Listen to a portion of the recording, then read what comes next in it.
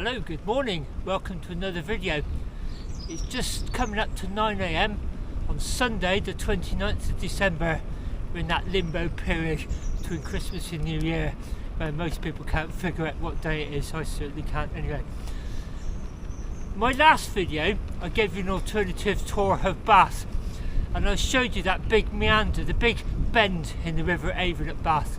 It got me thinking there's lots of river bends around here. This morning I'm heading out to explore another bend in the River Avon, not that far from where I live. The Somerdale Bend, don't know if it's called that, that's what I call it. It's on the outskirts of Keynsham, that's roughly halfway between Bath and Bristol. There's quite a bit of interest there. Just before we get there, I'll show you where the River True flows into the River Avon. True mouth, another one of my expressions. It's the confluence of the River True into the River Avon. I'm actually heading out for a few reasons. The first one is to do a little bit of research for a film I really am going to make in 2025. It's a subject matter that's fascinated me for a few years now, and I was hoping somebody else would have made a film of what I think is a cracking story, but they haven't. So I'm going to have a go at doing it myself. That will probably be mid to the second half of next year. When I started planning the route, I suddenly realised there's the remains of a Roman villa there, the footprint. And it's supposed to be the grandest Roman villa in Britain. So we're going to have a look at that. If there's a Roman villa there, someone of importance chose to build his luxury pad there. There must have been a Roman road nearby, and there was. On the way back I'll go and have a look and see if we can get some more clues about that. And finally, for the astute of you, you may have noticed I've got a black handlebar bag on. I bought it just before Christmas. I've got this idea I'm going to take my firewood out in it when I go hot tent camping, along with my axe and my saw and my gathering bag, so everything's in the right place, and it's going to keep weight off the front panniers, which I hope that's going to be a solution to the problem that I realised my front forks on this bike are only carbon based, and so I really don't want to be putting too much weight on them. Anyway, press on along the Bath to Bristol bike track. We'll be getting off at Bitton station, then hopping down, riding alongside a main road that links Bitton to Keynsham. Just before we enter Keynsham, I'll see you at the confluence of the River True. Ciao. Now approaching our first point of interest. So I've just left the bike track at Bitton station. It's where the Avon Valley Heritage Railway is based. I'm just taking this, what can be sometimes a very busy A road that links Bitton with Keynsham. And I can see on my right hand side the main purpose of today's visit. I'll just stop and actually show you here. It's a grand view. That, ladies and gentlemen, is the old Fry's Cadbury chocolate factory, and it's now a big retirement complex.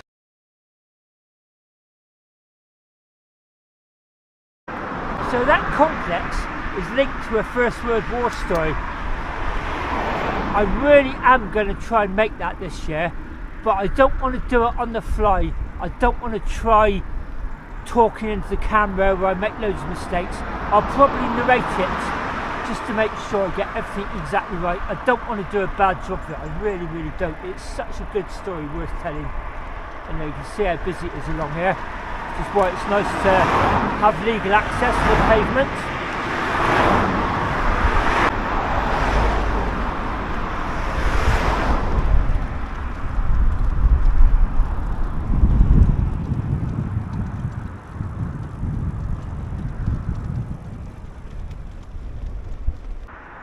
So we're coming along here. We're just about to cross over the River Avon, but before we get there, right opposite the lockkeeper's cottage, it's now a pub, there's this canallet with locks. You can see it's heading up to what would have been the chocolate factory. We're going to go over here and have a look at the confluence. I just noticed over there there's a Port Avon. It's a big modern marina, so that must be fairly close to the confluence. That must be quite good business actually. There's a campsite, a marina and a pub. I bet they do well in the summer. So I've just popped over to the opposite side of the road. There's the Lockkeeper Cottage there. Look at that big waterfall, so you can see the flow of the River Avon. It's actually coming this way. And that's the bend up round there. That's where we're going to be heading. This is like the Horseshoe Bend. But that is the confluence of the River Chew down there. Doesn't look much, but that's a pretty impressive river actually. It's got a big lake in the middle of it, a man-made lake. More about that on another video. So I'll just quickly show you here where we are. Got Google Maps up. As usual, the blue spot is where I am. You can see the River Avon, then that little spur over there where the canal is with the locks, and then right below that blue dot, Chewmouth. Can you see where the road is about to climb and bend round to the right? Just before that left-hand turn. The entrance to Keynsham railway station is up there. It used to be called Keynsham and Somerdale, but just before we get up there, there's a right-hand turning going into that big complex over there, and that's where we're heading. I've seen it from the railway when I've been looking down on it before many times. Also, I must go in there sometime. Well, today's that sometime. Not exactly sure where it is, so I've got a Garmin route, so let's pop along there and find it. Can you see what's happening on that GPX? Looks like we're going to be turning right very shortly through these woods. There's the entrance and the car park for Keynsham station, and right opposite, look, here's the entrance. It's even a cycle path. I think the Roman villa might be up there, because it goes into a cemetery. In fact, I think that's how they discovered it was there in the 1920s. They were excavating some graves. So we might have to look at that on the way back. Meantime, I'm just following my nose here and the Garmin. Oh, this is really nice. Seen a couple of runners come by already. When we were kids, my brother was really into trains. In fact, he still is. And we would often go up to Bath Spa and spend the day on the platform, him taking train numbers, and me. I just enjoyed being out in his company, enjoying the experience. And sometimes we'd go over to Bristol Temple Meads. That was like in Aladdin's cave for him. And I remember there used to be 2 more stations than there are now. There was my local one, Oldfield Park. There was Saltford, that's gone. Keynsham and Somerdale back there, which is now just Keynsham, and St Anne's Park, a little suburb of Bristol, that's also gone. So that's the train journey I take to this day. Right, we're coming up to the retirement home. I'm not sure where the path's going. I might be heading down there actually, let's see. So there's the old Fry's Cadbury factory. It's called the Chocolate Quarter. It's a really good renovation by the look of it. So the story was, briefly, it was opened in the 1920s I believe, and by Quakers, and it was a really big business around here for many years. You know, as kids, when we took that train journey into Bristol, we'd always see it there. It used to be Fry's, and then it became Cadbury's, or the other way round. And then in the noughties, or even the 20-teens I think, a big American conglomerate bought it. And I remember there was a lot of uproar, not just in the local press, it's actually on the national news. Oh, they'll just asset strip it, and they assured everybody they wouldn't. But hey, look, sold the property off, built up lots of residences. There's more money in property development, isn't there, than chocolate. So I think our path is actually going down there.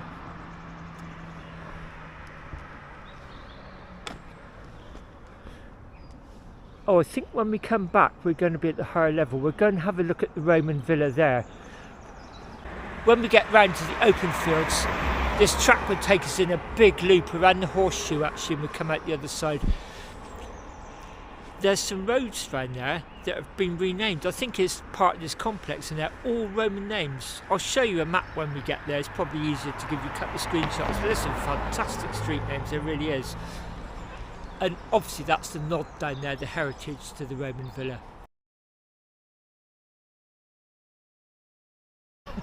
Exercising the dogs as well. Him and his dog look quicker than me. Wow, what an amazing backdrop. That single pastel coloured house.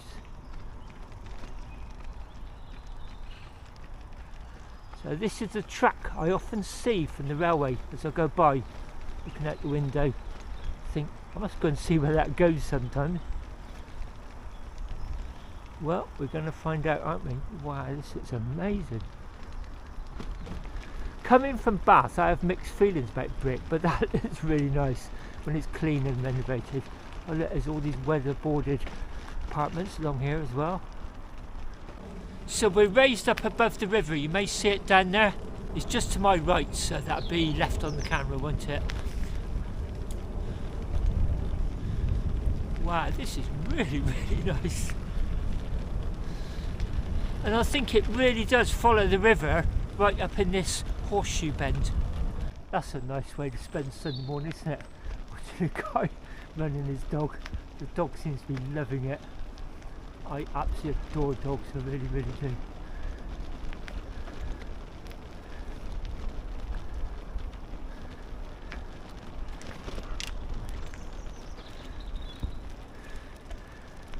I did an online course on dog psychology and cognition by one of the world's leading experts on it, Professor Brian Hare. And I learned so much on that, really did. Do it for nothing on Coursera. Highly recommend that one. Really, really is good. I really like teachers who just take everyday subjects, the sort of thing you don't even think twice about, and then give you a different perspective on it.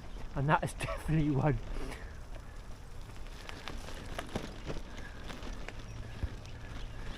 That's the way I'm coming from, looking back at the chocolate quarter, near the Sunday morning church bells in the distance, under the power lines. And then it looks like these fields run straight up those woods, but hidden just behind there is the River Avon. We're literally following it round. Go and try and get a bit of a closer look in a minute.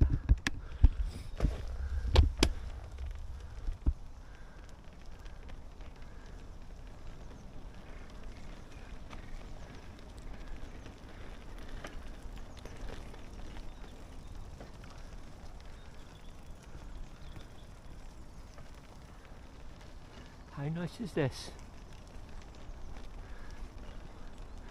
Oh, there's all the sports ground from Fry's, Cadbury's. I think they had to keep that as part of the deal. Hello. I remember when I was a postman for a couple of years, my mates were in the football team, so I followed them around on a Saturday afternoon, then we'd all go to the pub afterwards. I remember coming over here once. That was definitely a match of 2 halves. We conceded 4 in the first half. We took another 4 against us in the second half. 8-0 drubbing. Wow, this is fantastic. Look at all the golden of those trees. Hear the bells of Keynsham Church. That's looking back towards Bath, that hill line. Kelston Round Hill on the outskirts of Bath. It's a chocolate quarter. It's Keynsham over there, church tower. And there's the railway embankment. That's the bit I must normally be looking down here, seeing people go by. So this is the bit I wanted to explore for a while. Oh, this is fantastic.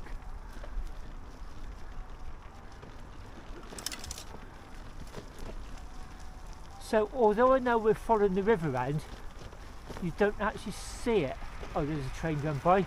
That'd be going from Bristol towards Bath and London.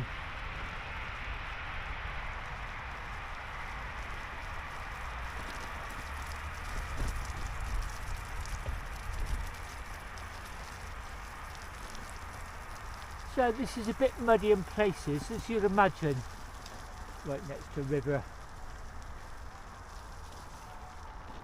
And this is the bit that I always look down and think, wonder where that goes. Well, now I know, don't I? I got away from the mud. So the river's literally just over there. In fact, I've just parked my bike by that bench. Just pop over here and have a quick look at the river. really is hidden away quite nicely actually. Not that far from it, look. So I think we're right up at the very top of the bend here. Then that way we'll be curving back round, back down to go out the other side of the chocolate quarter. I think this is all new for me. So it's the joy of exploring an area quite close to where I live.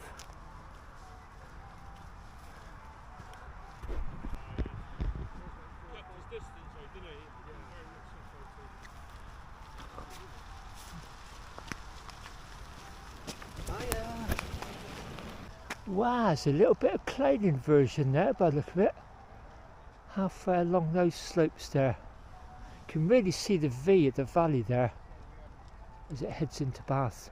That tree line up there in the very far distance, that's right up on the A46 going out of Bath as it heads up towards the M4 motorway junction 18. Gosh, that cloud inversion, gosh, that's amazing. I'm going to see if I can zoom in and get that. Going to zoom in and see if I can get that cloud inversion.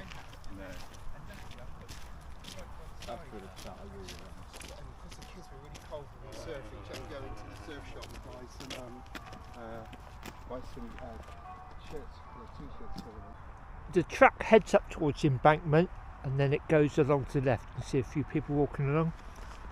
See them right over there. And then I think, I don't know, I'm just going to follow the track and see where it goes. I think it actually goes out to that housing estate just to the right of the chocolate quarter, and then I really do want to go and have a look at the Roman villa. I just remembered, as the river comes round, another little brook joins it called the Swinford Brook or Swineford. It's spelt Swineford, but I think it's pronounced Swinford. This is probably the bridge over it. Yep.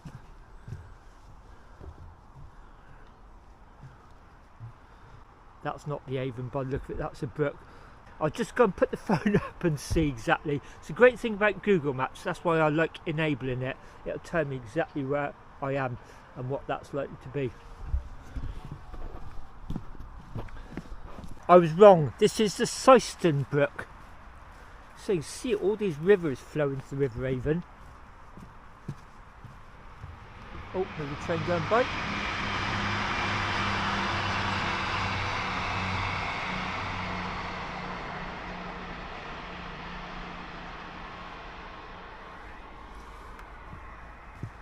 Now we're back on tarmac, and that would make sense because whenever I've passed here it looks tarmac, so I knew there was going to be some tarmac somewhere. It looks like a road to nowhere, doesn't it? Tarmac all the way here and then it just suddenly stops because literally the river is just over the other side of that tree. Much smoother dry ride now, right alongside the railway embankment. So this is what I see from the train. I'm pretty sure it heads into that housing estate over there. Again, all new to me, so I'm not going to make too many assumptions. Got a big family coming, so I better slow down and put the camera away. That's looking back the way I've come. You can see the line of those orangey trees at the foot of the woods. I think the Bath to Bristol bike track might be running through those woods somewhere. That all looks familiar.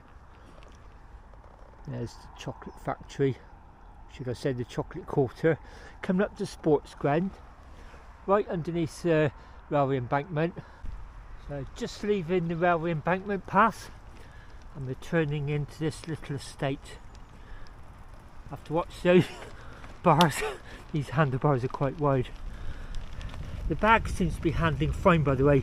It's a very heavy duty nylon bag.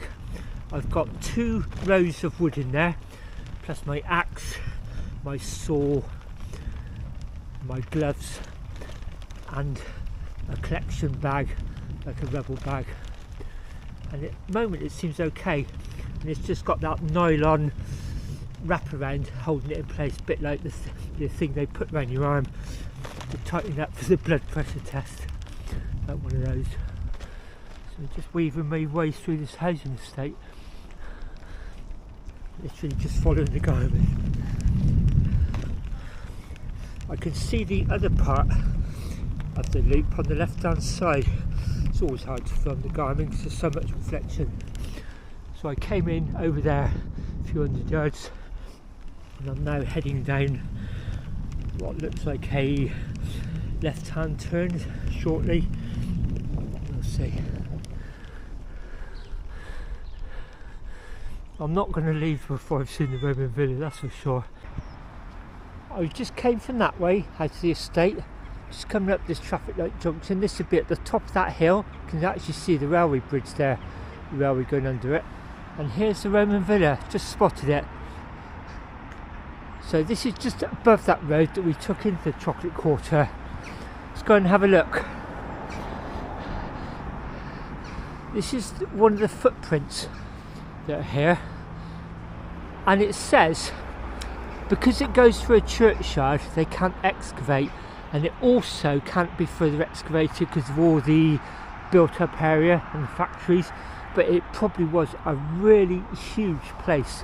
Now whenever you sort of see footprints like this, you try and get an idea of what it's like train going by there, by the station. I'm not sure what pictures I can use, which ones I've got the right to use and which ones I haven't. So if I just show you a screen grab of a Google search last night, there'll be a few images there of Roman villas. So it'll give you an idea of what this could have looked like. But a lot bigger than that. Probably took up quite a bit of this estate, I expect, 2,000 years ago.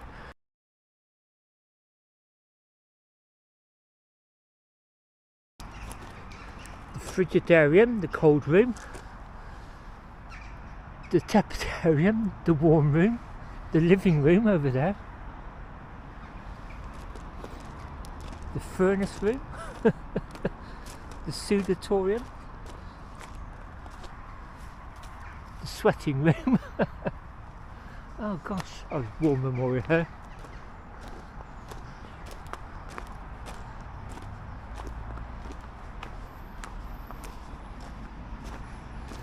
And there's in memory of Joseph Fry, son of John Fry of Sutton Bender Wilts, that's up near Chippenham.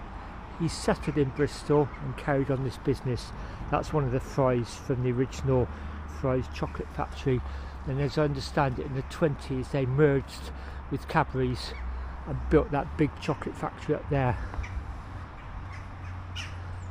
Roman villa, do you know, I've been past this so many times, I had no idea it was here until recently. Someone's put a poppy there. I'd have bought out one of my poppies if I'd realised that was there, I just didn't know. The living room, gosh. Someone's been raking the leaves, look. Okay, it looks like it's footpaths along here. Always wary about archaeological sites, not to damage them, but clearly it seems to be okay to come in here. Plenty of footpaths. As well as all those street names, they're fantastic. I'm just fascinated what all these room designations are and how they knew, you know. Oh, the entrance court, so I guess the entrance would be out there. I will get the page up shortly and start reading some stuff out, but the Roman road, as I understand it, was called the Via Julia, and it linked this area up to the Fossway. But more about that when we get to the church. So this would be the grand entrance. So I imagine there would be some steps up to it.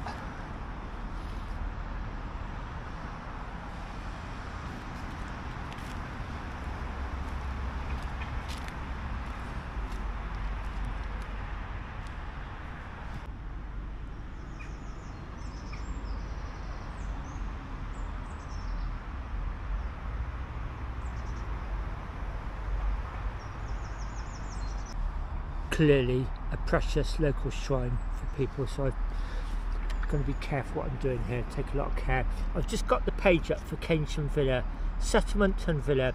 I'll just read you a few lines, but I will, as always, drop the link to it, all my sources, in the description below. It starts off by saying, Keynsham Roman Villa, or Keynsham Cemetery Villa, refers to a cluster of villas built during the Roman occupation of Britain near Keynsham in Somerset, England. 2 villas have been found, the larger of which is thought to be one of the grandest villas constructed in all of Britain. The sites have never been fully excavated, in part because portions of each are located underneath the cemetery, a major road, and the once shuttered Somerdale chocolate factory, which is now a housing estate. Then it goes on to tell you about the excavations. Archaeologists believe that this villa may have been the home of a high-ranking retired army officer or civil servant, and it had over 30 rooms. A lot bigger than that. I was reading up last night, as I said, I thought, well, there must have been a Roman road going by it somewhere nearby, and there was, and it actually runs very close to the church that I want to go and have a look at on the way back in the village of Bitton, and that's where I found out about it. I thought, oh gosh, that's a coincidence. I just happened to want to go there anyway, and it's got connections to a Roman road going right by it. So that's a fantastic bit of find. That was only last night actually, so I'm going to head back that way, ride alongside the main road that we came along earlier on the footpath, head back into Bitton. I'm going to overshoot the bike track and actually go down into Bitton and have a look at the church, and then I'll tell you a bit more about the Roman road when we get there. Here we are back in the village of Bitton. I've just overshot the Avon Valley Railway, so I've come down here. I'll have to retrace back to it to get on back on the Bath to Bristol cycle path. This is what I've come to look at. It's an Anglo-Saxon church. Must leave the church, so it'd be nice to get off that main road. Let's go and have a look. Edwin Short Close. Wonder who that was. Those place names back there were great, weren't they? Invictus, Augustus, Julius, Chandos. Right. Oh, there's the church tower, I can see it. Right into the sun. So being a Sunday, there could very well be a service on in there. I'd quite like to look around the church. I'll tell you why when we get there. The church is due to have some major work done on one of its walls. I'll tell you about that when we get there. So this would be the last chance to see it in its present form. St Mary's Church. There it is. And by all accounts, this work is well overdue, and they've received a generous donation from one person in particular, which has allowed them to proceed with it. Looks like the bell tower entrance. That'll be the west door, I expect. Looks like the main entrance, but never make assumptions. That's going to be very cautious opening this, because there could well be a service going on in there. The door's not open anyway. There's a preaching cross there, really huge poppy on it. It looks like it's a popular cut through for locals and dog walkers. And there's a lich gate up there. Right. The Bitton War Memorial. QR code for more information. A lot of these preaching crosses got made into First World War memorials, either in the churchyard, or you'll often see them just down the road from the church in villages at a cross. Wow, this is lovely, isn't it? We'll have a look around the churchyard, and then I'll get the page up and read up a bit about it.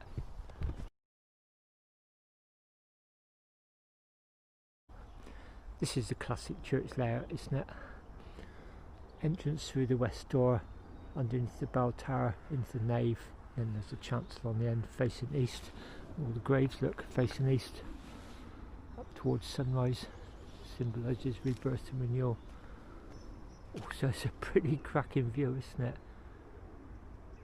Here, lots of planes above. This is really on the flight path coming in and out of Bristol Airport, not that far from it. Okay, so no access to church, unfortunately. And I cannot get into the church, which is a shame. I was hoping I may do on a Sunday. I wanted to go in there. Well, I'll explain why. This is an Anglo-Saxon church, so it's 1,000 years plus old, you know, way before the Norman invasion, 1066 and all that. And I was reading on its website, it was saying that 150 years ago, all the lime mortar inside was taken off the walls, just revealing stone. And it was a sight to behold. There was so much of the original church got exposed. But the downside of that is 150 years with no protection has left lots of staining in there, plus the fact they've had leaks in the roof, and it just requires some remedial work, which is starting in the new year, in a few days' time. So I was hoping to get in there and have a look before, and then maybe come back in the summer and sort of see after, you know, compare and contrast. But I can't get in, so that's not going to happen, unfortunately. But I wanted to show you the churchyard as well. I said last night, when I discovered that Roman villa there, I thought there's probably a Roman road going right by it, and it turns out there was. It's called the Via Julia, I believe, and it ran from the Roman port of Bristol, which is modern day Shirehampton, up to the Fossway, the Exeter to Lincoln Road, and it came right near here. Whether it came through the churchyard or on the main road, I don't know. I need to research that a bit more. But I just love walking around churchyards. Even when you can't get in churches, there's so much to see. So just let me show you this window down at the chancel, the east facing window. That's like a church in itself, isn't it? A chapel. There's some wonderful colouring down here. Now I don't know if this is part of the problem they're going to resolve, or whether it's just a byproduct of something else. Squirrel running along. See all that green? My first impression is that is probably water running down off the lead and staining the stonework. Could be to do with the problem they've got inside. You can see it all going up the pillars, can't you? Or whether it's to do with the leak in the roof, I just don't know. But that looks stunning, doesn't it? And these windows at the chancel, even seeing them from outside, look stunning. Some stonemason marks as well in places. There's one above the vestry door, 1826. Yeah, I think this may be a good place for me to end the video actually. I'm just going to go over to my bike in the churchyard, chill out with a couple of mouthfuls of chocolate and start heading towards home. So I think there's rain coming in about 2 or 3 o'clock this afternoon, so it'd be nice to get home to beat that. I'm really pleased with the front bag. It seems to be holding up okay. I'm never going to use it more than 2 or 3 times a year because it's going to be full with wood and my fire making kit on the way out to hot tent camps, but not on the way back. It just be folded up and put in one of the panniers. And I never go that far hot tent camping, just basically because I can't ride the bike that far with that much kit on. So it seems to be holding up quite well. Quite pleased with it. You know, don't think it'll last for years and years, but you know, even if it only lasts 10, 15, 20 trips, you know, that's several hot tent camps, isn't it? Anyway, I'll sign off here. Wish everybody a happy new year, and I'll see you soon. Take care, everybody.